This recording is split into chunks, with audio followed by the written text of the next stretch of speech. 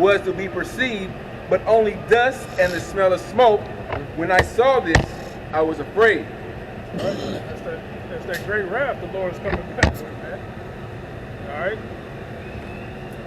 Chariots shooting out laser fire, man. It's gonna be a horrifying time in history, man. Yep. You know? And what's beautiful about it is this is going to be a display of the Lord revealing His right hand at its strongest. Yeah. The Lord's going to really because you got mighty men that'll, He could just throw just a bop, and then you be like, damn, that shit, fuck. But He ain't hit you with all his, with all his the ultimate power shot. You don't even want to know what that feels like. With the Lord, He's going to show the world that one shot that He can throw. And guess what? This is also going to be that same moment is going to be a victory for His elect, for His people. Because this is going to be a display of the power that's behind these people that's been without power for so long. Right. These people were on the bottom. It seemed like they were helpless. They had no might, no power. It seemed like it was just, they were helpless. They didn't have anything. So these nations felt like, well, we can rule over these people however, whenever, how long we want to. But when the Lord comes back and do what He's going to do, it's going to be a reality check for these nations, man.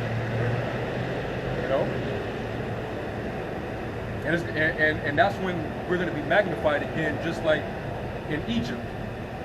These nations, after that happened, and the fame of it, these nations, they had a fear for us. Yeah. And these nations don't have that fear anymore. Because the Lord hasn't shown His power in that manner in so long. And the Lord showed His power. It wasn't even on a level of what we're reading. It was just making the sea go back so we can pass through. The plagues. It wasn't on where the Lord is really showing you, this is me. This is what I'm about. This is my people. Real quick, this is Psalms 77, and I'm going to start at verse 14. It says, Thou art the Most High that doest wonders. Thou hast declared Thy strength among the people. And we're declaring you His strength right now by prophesying how the Lord's getting ready to display that power. All right, it's going to be a wonder that nobody's ever seen. It says, Thou hast with thine arm redeemed thy people, the sons of Jacob and Joseph, Salah. The waters saw thee, O power. The waters saw thee, they were afraid. Going back to when you read about that multitude, when you read about the waters, that's a metaphor for the armies.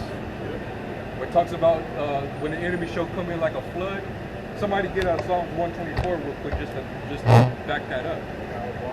That basically the proud waters, that's talking about our enemies in the form of their armies, their militaries. I got it. This is Psalms chapter 124, and I'll start at the top. If it had not been the Lord who was on our side, now may Israel say, if it had not been the Lord who was on our side, when men rose up against us, then they had swallowed us up quick, when their wrath was kindled against us. Go ahead. Then the waters had overwhelmed us. Then the waters. So those same group of men that King David is talking about your adversaries in the form of their armies. All right? Basically, you being outnumbered. Go ahead. Then the proud waters had gone over our soul. Blessed be the Lord, who had not given us as a prey to their teeth.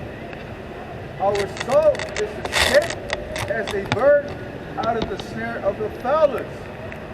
The snare is broken, and we are escaped.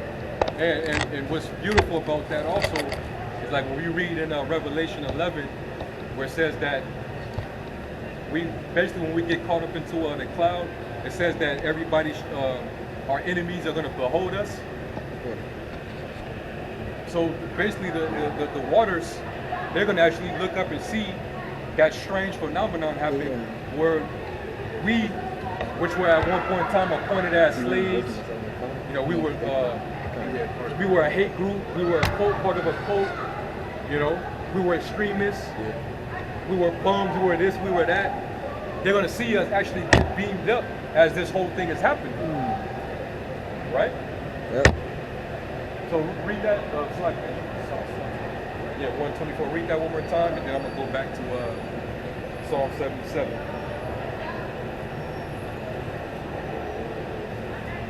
And also, when you can precept it with Revelation 17, where it says that the waters that the great horse sitteth upon is the nations.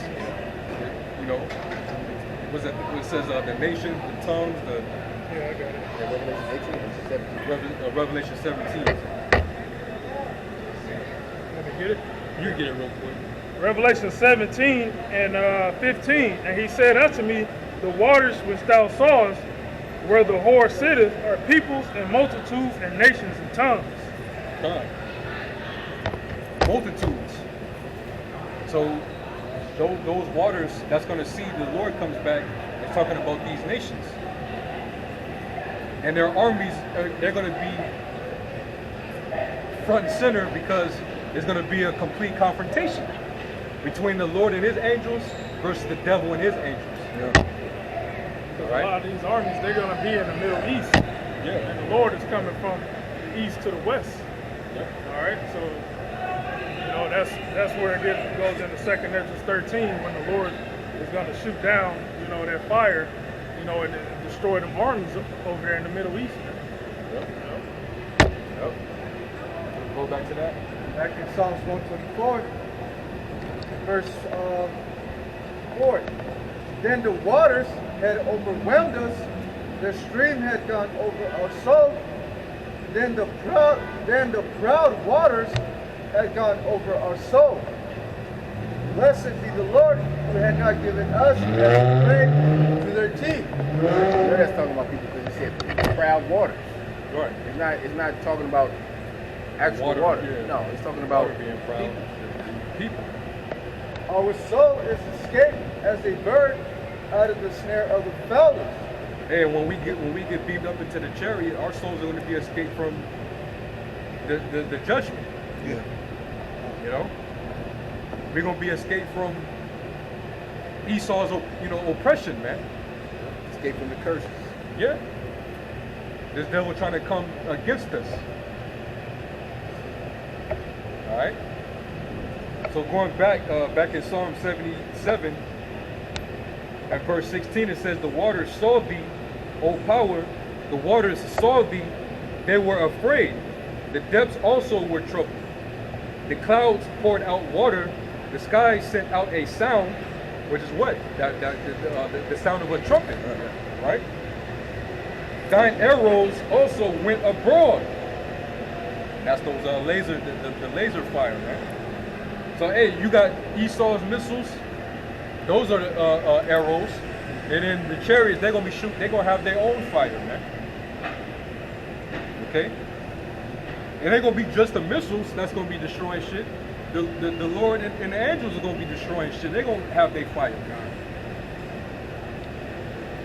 The missiles, that's just gonna be the finishing touches. You know? The Lord's gonna burn up who we need to burn up, and then the missiles are just gonna wipe through. sweep it up.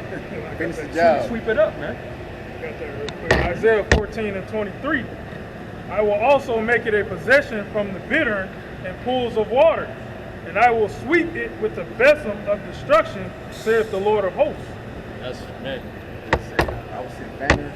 That's your Yeah. family. Yeah, man. That besom is talking about like a broom.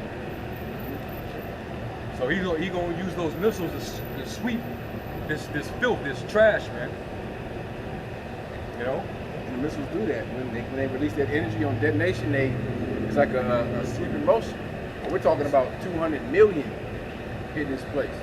So it's gonna wipe everything out. Everything out. It's gonna uproot all these trees that we see. You know, knock down all these towers, blow away all these towers. These skyscrapers gonna come down. Like the land that we standing on, that shit gonna be like probably 100, 200 feet below because of the blast. What it say in Peter's, the elements shall melt of fervent heat. You know? It's gonna melt up this concrete, break this concrete up. You know, all those underground tunnels and pipes and pipelines, and all that shit is gonna get dissolved. You know, Shit, that's gonna be. It's the Most High has got to be with those elites to preserve them from this blast.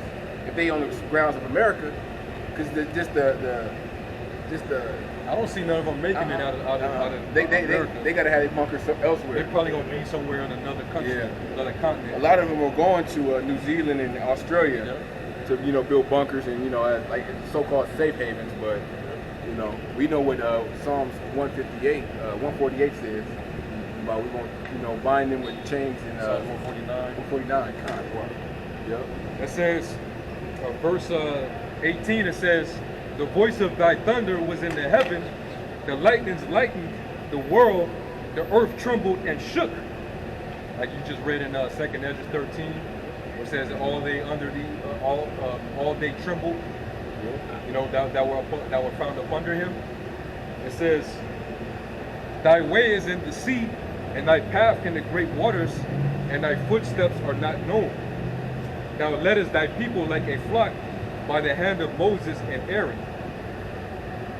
The Lord's going to do the same thing when he leads us out of Babylon, out of the land of the north. And we're going to sing the song of Moses again when we're in the chariot, man. Have a good 3 bar. Nope. That's a. You said that we're going to sing the song of Moses.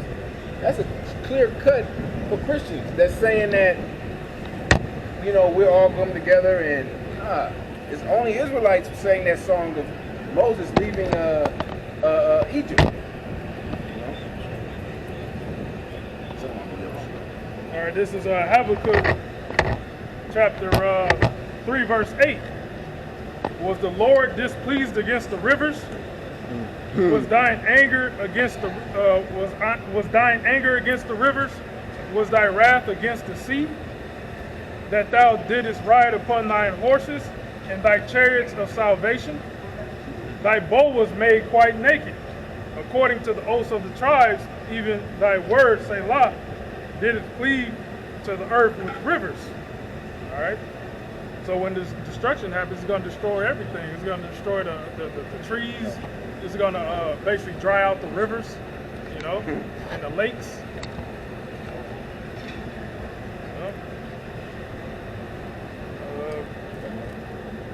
Let me jump down.